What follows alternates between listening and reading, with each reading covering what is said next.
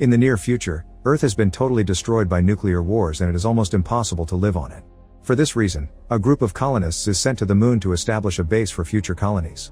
Unfortunately, the colonization is a failure, so instead they open mines to get as many resources from the moon as possible. Miners have to work for 20 years, then they are allowed to fly to a planet called Omega, where humanity is currently thriving. The trip takes 75 years, so travelers must be put in cryosleep. 50 years pass since humanity reaches the moon, giving rise to the birth of many children, who are bored of living inside the mines while stuck in a routine. It is now 2257, and there are many rumors going around about a strange object that collided with the moon and left a crater, but nobody is allowed to go near it. One day, a group of kids is approaching the hangar to try to steal a rover to escape from the mines. Whenever they see an adult pass by, they hide behind furniture, but then they quickly come out to keep on arguing about how to proceed. Dylan touches something in the rover to activate it, but instead he accidentally sets off an alarm. While everyone argues, Caleb looks at a little capsule in his hands and thinks about how they got here. It turns out Caleb's father passed away, and since he has no family left because his mother died 7 years ago, he'll be sent to Omega where he'll be adopted by a new family. Thanks to cryosleep, he'll still be a kid when he arrives. Caleb doesn't want to leave because all of his friends are here, but his complaints are ignored and he's informed that he'll be leaving in 3 days after an incoming meteor shower is over. This makes Caleb remember the time his father Michael would teach him not to be scared of the very high ladders around the base. They climb one together and while watching the sky, Michael tells him about the stars and how family may be gone but still with them in spirit. He also wants Caleb to see the crater before he died. Caleb returns to that spot to relive the memory with pure nostalgia and he's soon joined by his best friends Dylan, Borny, and Marcus. They get upset to hear Caleb will leave them soon, but they also know about his father's last wish, so Dylan proposes that they have a last adventure together and sneak out of the base to see the crater. First they steal a bunch of useful tools for the trip, and while they're going through their findings, Caleb is visited by an officer that brings him the little capsule with Michael's ashes. During lunch, the boys realize that to leave they'll need base passcodes. Dylan decides to approach Addison, a girl with no friends because she just moved from Earth and everyone thinks she's weird.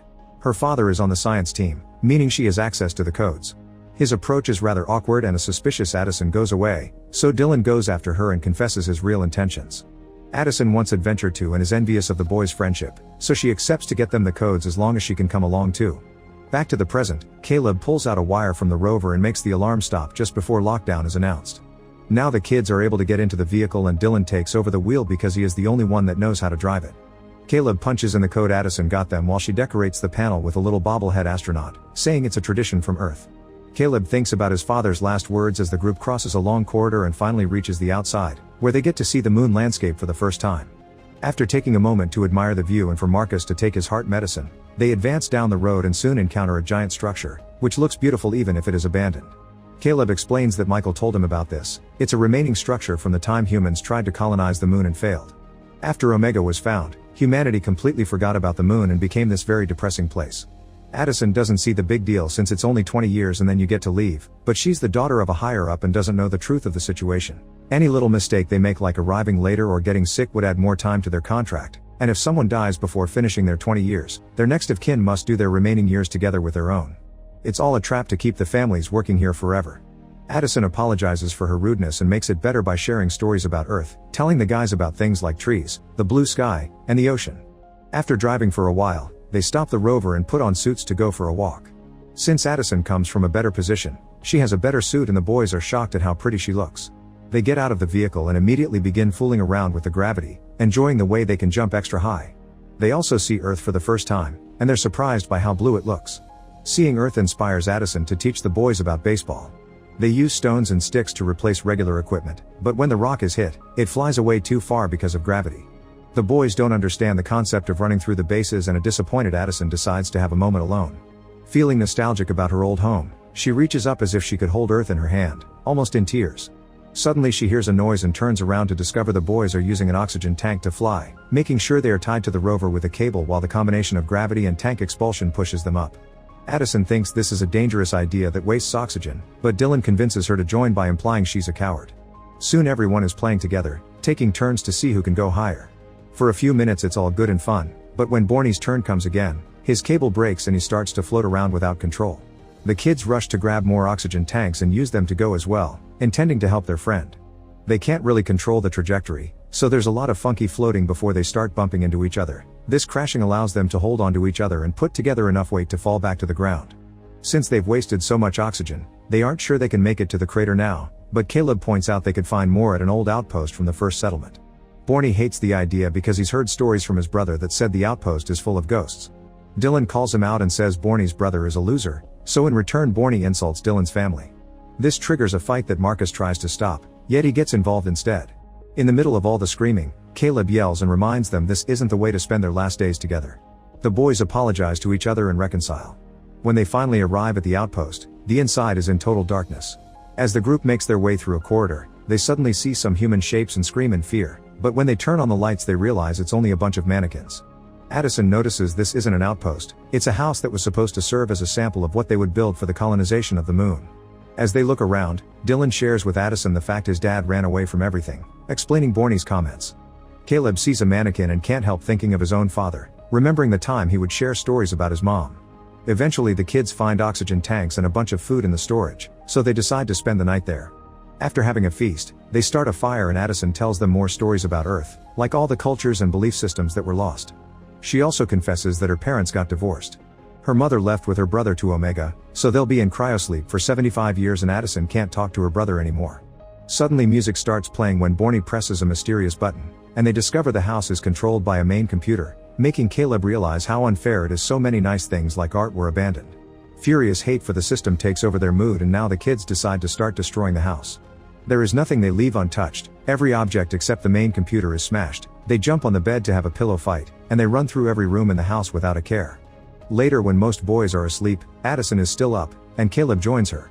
He shares that Dylan is his most important friend because he shared his food when Caleb didn't have any. He also worries about what may happen to Dylan after he's gone. Caleb makes Addison promise that she will be Dylan's friend and support him after Caleb leaves. In the morning, the kids get back on the rover, but after a few hours of driving, the vehicle runs out of battery. While the boys argue about what to do, Addison sends out a distress signal, pointing out they have quite a few hours until a rescue team comes because of the lockdown. This is enough time for them to go to the crater on foot and return to be rescued later. The kids put on the suits again and walk for some time until they finally reach the crater, which is huge. Caleb thinks back about Michael and the fact his father made him promise he'd visit the crater one day, so he hopes he's proud. When they look inside, they're shocked to find a glowing structure surrounded by strange pillars. One of these pillars has a phrase that says the past is never far away. There's also a door on the floor that suddenly opens, and the kids take the stairs into a corridor with breathable air. Eventually they find a room with only a fake tree in the middle of a black circle and a phrase talking about skies left behind. Addison recognizes this type of room and starts pressing on the walls like crazy until a panel opens up, revealing a button. When she pushes it, a white light encases the room and they are suddenly transported to Earth, where the boys get to see for the first time in their lives what nature is like and how blue the sky is. Walking around and touching things reveals is only a hologram, but they still find it to be an outstanding experience. Suddenly Caleb finds a star on the floor and the hologram ends as he removes the panel, under which he finds his mother's ashes and a photograph of his parents together. Finally understanding what Michael wanted, Caleb takes the picture for himself and leaves Michael's ashes together with his wife's. Caleb is really upset now because he still doesn't want to leave the moon since this is his true home. However, Dylan points out that everyone's dream is to leave this garbage hole and have a good life in Omega, so Caleb shouldn't waste it. His father would definitely not have wanted him to. Suddenly Marcus falls because he's feeling sick. It turns out that being outside decreases his blood pressure. The group helps him leave the building so they can go fetch his medicine, but when they make it outside, they discover the meteor shower has finally started. Borny is terrified, but Caleb gives him a pep talk and soon everyone is running under the shower, carrying Marcus and dodging meteors as they fall around them. The boys are very fast and manage to reach the rover in minutes, but a meteor falls too close to Addison and makes her fall, so now she has to hide behind a rock. When the boys realize she's missing, Borny stays behind to give Marcus his medicine at the rover while Caleb and Dylan go back to rescue Addison. When they reach her, a meteorite hits Dylan and knocks him out. Luckily the suits come with a repair gun and they seal the cracks on Dylan's helmet before they begin running again. The meteors fall too close to them and Caleb falls while carrying Dylan, but Addison helps him up and they reach the rover safely. Unfortunately, they discover the window was broken by a meteor too, and now they have to depend on the little oxygen they have left in their suits. They doubt anyone will come because of the meteor shower, so the kids fall asleep waiting for the oxygen to run out, which means they'll at least die together. A few minutes later, Dylan wakes up and he and Caleb make peace with the fact Caleb is leaving before the lack of air knocks him out. As he closes his eyes, he swears he can hear the sound of people approaching.